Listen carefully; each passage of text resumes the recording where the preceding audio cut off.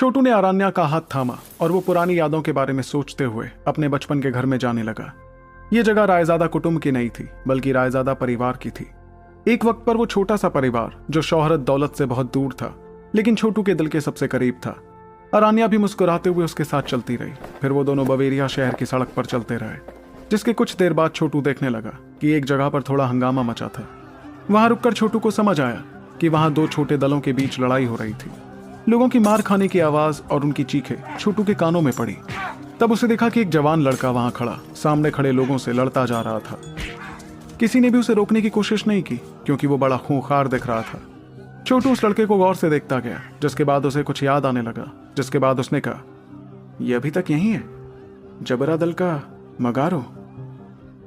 वो लड़का असल में काफी ताकतवर था, लेकिन छोटू सालों पहले इन्हीं गलियों में उस लड़के के साथ मिलकर दुश्मनों से टकराता था।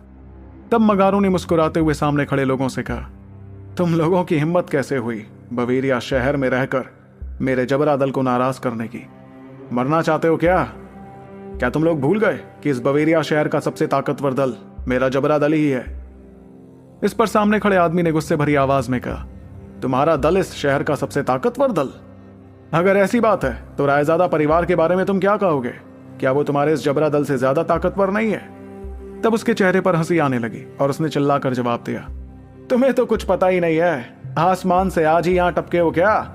पता नहीं तुम इस शहर के किस कोने में छुपे थे जब मैंने रायजादा परिवार के वारिस ध्रुव रायजादा के साथ मिलकर इस शहर के ताकतवर लोगों का सामना किया था। उसकी आवाज सुनाई दी थी कि अचानक पास से एक हंसी सुनाई देने लगी। यह हंसी सुनकर मगारो के चेहरे पर नाराजगी दिखी और उसने तुरंत अपनी नजर उस दिशा में की जहां से वो हंसी सुनाई पड़ी थी। आखिर इस शहर में उसका अच्छा खासा दबदबा जो था, ऐसे में कौन था जो उसकी बात पर हंसने की हिम्मत कर सकता था?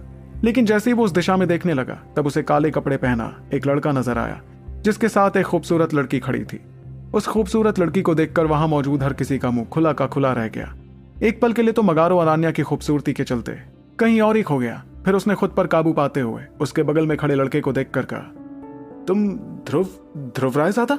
और उसने इतना कहा ही था कि आसपास होता शोर अजीब सी खामोशी में बदल गया। हर किसी की नजरों में हैरानी थी, जिसके साथ वो छोटू की तरफ देखते गए। कोई यकीन नहीं कर पा रहा था कि वो लड़का महान रायजादा परिवार का वारिस ध्रुव रायजादा ही था। तब छोटू ने मुस्कुराते हुए मगारो की तरफ देखा और अरण्या का हाथ पकड़कर वो आगे बढ़ने लगा। इस दौरान उसने मुस्कुराते हुए मगारो से कहा, कैसे हो दोस्त? फिर जैसे ही छोटू वहां से चला गया तो मगारो ने अपने बगल में खड़े आदमी को धक्का देकर बेइंतहा खुशी के साथ कहा, देखा तुमने, ध्रुव रायजादा ने मुझे अपना दोस्त कहा